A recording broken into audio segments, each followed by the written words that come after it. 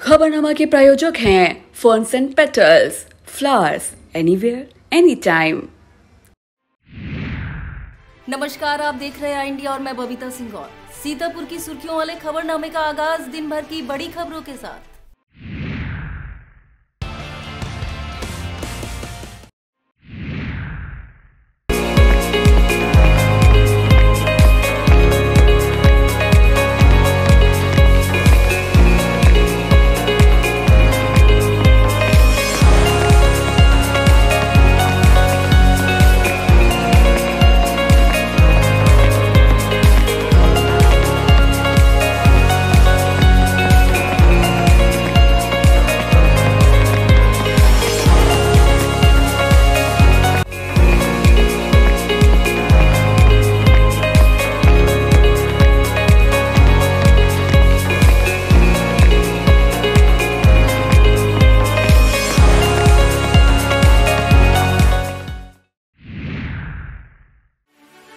UP assembly चुनाव के 5वें चरण का प्रचार थमा। 12 जिलों में 27 को वोटिंग। सीएम योगी ने अयोध्या में रामलला व हनुमानगढ़ी मंदिर में पूजा अर्चना की। योगी सरकार ने यूक्रेन में फंसे भारतीयों के लिए जारी किए हेल्पलाइन नंबर। कांग्रेस नेता राहुल गांधी ने अमेठी में कहा, वोट के लिए कुछ भी बोलते हैं पीएम।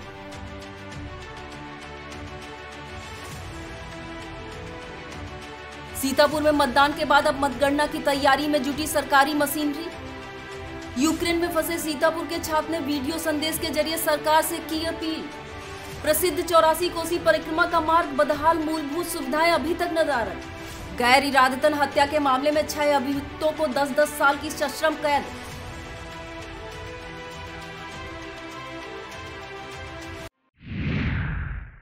उत्तर प्रदेश में विधानसभा चुनाव के 5वें चरण का प्रचार आज शाम 6 बजे से थम गया। इस चरण में 12 जिलों की 61 सीटों पर 27 फरवरी को मतदान होगा। 5वें चरण में अमेठी, रायबरेली, सुल्तानपुर, चित्रकूट, प्रतापगढ़, कौशाम्बी, प्रयागराज, बाराबंकी, अयोध्या, बहराइच, श्रावस्ती व गोंडा में मतदान होगा।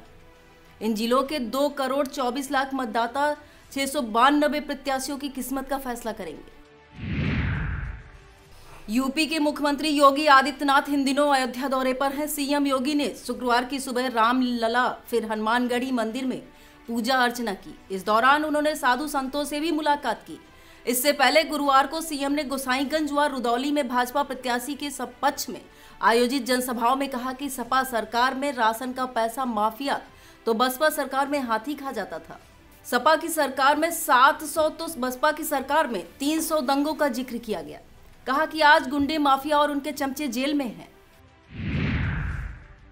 योगी सरकार ने यूक्रेन पर रूस के हमले से पैदा हुए भयावह हालात में फंसे यूपी के लोगों की मदद के लिए राहत आयुक्त रणवीर प्रसाद को नोडल अधिकारी नियुक्त किया है, जबकि हेल्पलाइन नंबर 05221070 तथा 9454411081 जारी किया गया है। दरअसल यूक्रेन में प्रदेश के कई छात्र फंसे हुए हैं। यूक्रेन में हालात खराब होने के कारण कॉमर्शियल फ्लाइट बंद है। यूक्रेन का एयर स्पेस भी बंद है। भारतीय दूतावास कीव यूक्रेन में मौजूद सभी भारतीयों को संभावित मदद पहुंचाने के लिए प्रयासरत है। यूपी के अमेठी में जनसभा संबोधित करते हुए कांग्रेस नेता राहुल गांधी ने प्रधानमंत्री नरेंद्र मोदी पर पलटवार किया। दरअसल एक दिन पहले ही पीएम मोदी ने कहा था कि अमेठी को गांधी परिवार ने छला है। इस पर राहुल बोले कि पूरा उत्तर प्रदेश जानता है कि नरेंद्र मोदी झूठ बोलते हैं। वोट पाने के लिए वह कुछ भी बोल सकते हैं, वो सत्ता पाने के लिए कुछ भी कर सकते हैं। राहुल गांधी ने कहा, नरेंद्र मोदी अब तक यूपी में 50 से ज्यादा भाषण दे चुके हैं, लेकिन बेरोजगारी पर कुछ नहीं बोला। सीतापुर में वोटिंग के बाद अब मतगणना की तैयारी शुरू हो गई है। यहाँ की 9 विधानसभा सीटों के लिए 23 फरवरी को हुए मतदान में 66.36% मतदाताओं ने अपने मत का प्रयोग कर प्रत्याशियों की किस्मत ईवीएम में कैद कर दी है। ऐसे में अब 10 मार्च को ईवीएम में बंद उनका भाग्य खुलेगा। इसके लिए सरकारी मशीनरी ने तैयारियां भी शुरू कर दी हैं। सीतापुर की पीटीसी में बनाए गए काउंटिंग स्थलों पर चयनित बैरकों में ईवीएम सुरक्षित तरीके से रखवा दी गई है। इनकी सुरक्षा के लिए शिफ्ट वार संगीनों से लैस जवानों का पहरा भी बिठा दिया गया है। साथ ही इनकी निगरानी में राजनीतिक दलों के वर्कर भी वहां पर डेरा जमाए हुए हैं। 10 मार्च को मतगणना होगी। मोहाली विधानसभा क्षेत्र की मतगणना एपीटीसी में बैरक नंबर 4 में होगी, जबकि 11वीं पीएसी की बैरक 5 में, सीतापुर बैरक 7 में, हरगांव बैरक 11 में, लहरपुर बैरक 12 में, प्रथम तल में, बिस्वा बैरक 10 में, सेवता बैरक 12 भूतल में महमूदाबाद विधानसभा की मतगणना होगी। इसी प्रकार एपीटीसी बैरक 3 में सिधौली तथा बैरक 1 में मिश्रिक विधानसभा क्षेत्र की मतगणना होगी। सीतापुर में मतदान के बाद अब सभी 9 विधानसभा सीटों पर हार जीत का गुड़ा भाग करने में लोग जुट गए हैं। इस बीच सट्टा बाजार भी गर्म हो गया है। सटोरिये भाजपा की 5 सीटों पर जीत बता रहे हैं। सबसे ज्यादा सदर सीट की चर्चा है और भाव भी बढ़ा हुआ है। इसके अलावा सिधौली, सेवता और महमूदाबाद की सीट पर भी जीत को लेकर सट्टा लग रहा है।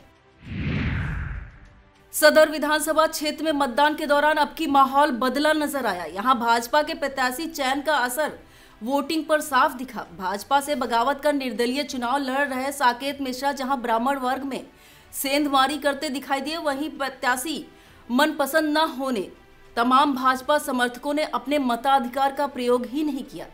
इसका सीधा फायदा सपा प्रत्याशी को मिलने के आसार नजर आए। हालांकि नतीजा किसके पक्ष में आएगा यह 10 मार्च को ही पता चल सकेगा।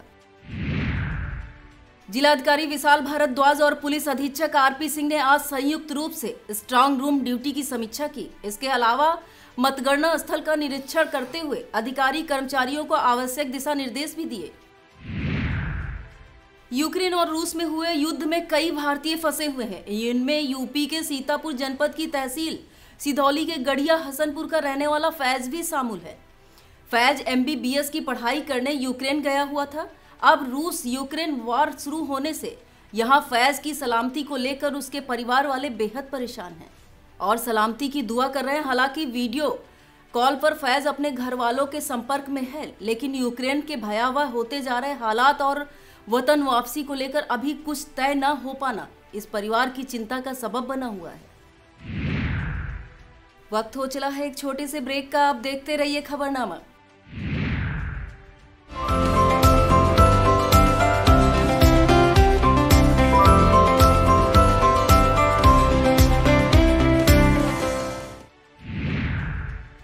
यूक्रेन में फंसे फैज ने सोशल मीडिया पर एक वीडियो संदेश के जरिए भारत व उत्तर प्रदेश सरकार से मदद की गुहार लगाई है। इस मार्मिक अपील का वीडियो सामने आने से यहां फैज के परिवार की फिक्र बढ़ गई है। आपको बता दें कि फैज यूक्रेन की राजधानी कीव से लगभग 400 किलोमीटर दूर जसरोजिया स्टेट मेडिकल यूनिवर्सिटी में डॉक्टरी की पढ़ाई कर रहा है। उसके पिता सफ़ी अहमद ने बताया, ऊपर वाले का शुक्र है फैज खैरियत से है और इससे मोबाइल फोन पर घर वालों की बात हो रही है। फैज के पिता सफ़ी अहमद कसवंडा स्थित हमीरपुर प्राथमिक एवं उच्च शिक्षा के प्रधानाचार्य हैं। उन्होंने बताया 26 फरवरी को अपने देश आने के लिए एयर इंडिया की फ्लाइट से उसका रिजर्वेशन था, लेकिन फ्लाइट कैंसिल हो गई। फैज 2018 में यूक्रेन डॉक्टर की पढ़ाई करने के लिए गया था, तब से वहीं रह रहा है। फैज की बहन आफरीन व साहिबा खान ने सरकार से अपनी भाई की वतन वापसी की गुहार लगाई है।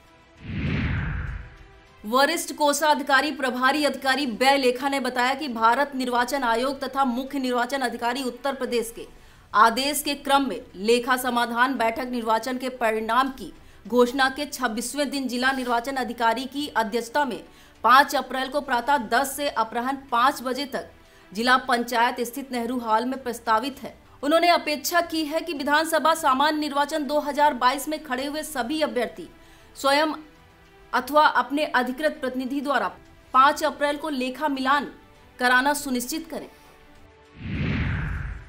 अपर जिला सत्र न्यायाधीश कोर्ट संख्या 2 सीतापुर अजय कृष्ण ने गैर इरादतन हत्या के मामले में अभियुक्तों चंद्रिका प्रसाद पुत्र कल्लू, मोहन पुत्र चंद्रिका प्रसाद, फौजी पुत्र चंद्रिका प्रसाद, रामकली पत्नी मोहनलाल, कुष्मा देवी पत्नी फौजी लाल, बरेठा पुत्र प्रसादी निवासीगढ़ टकपुरुआ थाना खैराबाद को 10 वर्ष सश्रम कारावास और 10-10 हजार रुपए जुर्माने की सजा सुनाई है।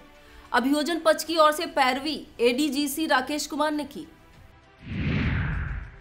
ब्लॉक मछरेटा की ग्राम सभा सहसापुर के ग्रामीण विकास कार्यों में भ्रष्टाचार का आरोप लगा रहे हैं। गांव के पंकज, ब्रजकिशोर, अनीता, छैल बिहारी शुक्ला, ओम प्रकाश आदि ने बताया कि विकास कार्य सिर्फ कागज पर हुए हैं। रास्तों पर कीचड़ फैला रहता है, जल भराव की समस्या भी बनी हुई है। जिलाधिकारी से ग्रामीणों ने विकास कार्यों के जांच की मांग उठाई है। विश्व प्रसिद्ध 84 कोसीय परिक्रमा के प्रथम पड़ाव कोरोना, जहां 3 मार्च को परिक्रमार्थी रात्रि विश्राम करेंगे। परिक्रमार्थियों को बैठने व टेंट लगाने के लिए जमीन अतिक्रमण के चलते सिकुड़ गई है। अभी तक पड़ाव स्थल पर साफ सफाई, शौचालय, पेयजल, प्रकाश सहित सभी कुछ जस की तस पड़ा है। वैकल्पिक शौचालय अपूर्ण है। विद्युत पोलों से स्ट्रीट लाइट गायब है। मेला मैदान अतिक्रमण की चपेट में है।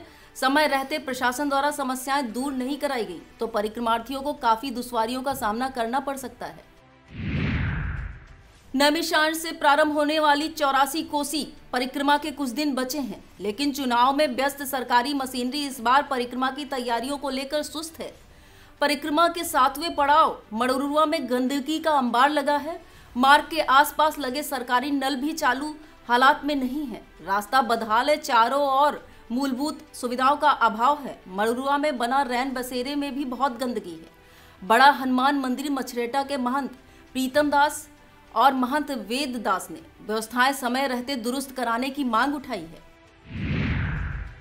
सपा के राष्ट्रीय अध्यक्ष अखिलेश यादव के निर्देश पर सीतापुर के हुमायूंपुर गांव निवासी डॉक्टर सुनील कुमार राजवंशी को समाजवादी पार्टी राष्ट्रीय छात्र सभा का राष्ट्रीय उपाध्यक्ष बनाया गया है। राष्ट्रीय अध्यक्ष नेहा यादव द्वारा उन्हें मनोनयन पत्र दिया गया है। सुनील कुमार राजवंशी समाजवादी युवजन सभा से राष्ट्रीय सचिव के पद पर थे। यूक्रेन रूस युद्ध से सोने चांदी की कीमतों में 3 से 4 हजार रुपए तक की उछाल आई है। यूपी की राजधानी लखनऊ में गुरुवार को सोने के भाव 54,500 रुपए प्रति 10 ग्राम और चांदी की कीमत 69,000 रुपए प्रति किलो पहुंच गई है। जानकारों के मुताबिक किसी भी देश में युद्ध होने पर वहां की करेंसी का महत्व कम होने लगता है। ऐसे में लोग सोने चांदी में निवेश शुरू कर देते हैं। बुलियन कारोबारी राहुल गुप्ता के मुताबिक सोने चांदी की कीमत इंटरनेशनल बाजार से तय होती है। ऐसे में युद्ध के डर से सभी देशों ने सोने चांदी में निवेश शुरू कर दिया है। हालात ठीक नहीं हुए तो कीमतों में और उछाल आ सकता है। 0 से 2 वर्ष तक के बच्चों तथा गर्भवती को विभिन्न बीमारियों से बचाने के लिए नियमित टीकाकरण अभियान चलाया जाता है। इसी क्रम में आगामी 7 मार्च से सघन मिशन इंद्रधनुष अभियान चलाकर टीकाकरण किया जाएगा। यह अभियान 3 चरणों में चलेगा। सीएमओ डॉक्टर मधु गैरोला ने कलेक्ट्रेट सभागार में आयोजित जिला टास्क फोर्स की बैठक में बताया कि इस अभियान में वह भी लाभार्थी प्रतिरक्षित किए जाते हैं जो घुमंतू जिंदगी जीते हैं। जिला प्रतिरक्षण अधिकारी डॉक्टर पीके सिंह ने बताया कि 3 चरणों में चलने वाले सघन मिशन इंद्रधनुष अभियान का प्रथम चरण 7 मार्च से शुरू होगा। इस दौरान हाई रिस्क एरिया, मलिन बस्तियों, रिक्त उपकेंद्र, दूर दराज के क्षेत्र जहां टीकाकरण का कवरेज कम है या टीकाकरण से छूटे हुए बच्चे हैं, वहां पर सत्र लगाया जाएगा तथा छूटे हुए बच्चों को 100% प्रतिरक्षित किया जाएगा। मतगणना होने की वजह से 10 मार्च को टीकाकरण की गतिविधियां नहीं हो पाएंगी। अभियान का दूसरा चरण 4 अप्रैल से और तीसरा चरण 2 मई से चलेगा। यह था आज का खबरनामा। आप देखते रहिए इंडिया। मुझे दीजिए इजाजत। नमस्कार। खबरनामा के प्रायोजक थे ferns and petals, flowers anywhere any time.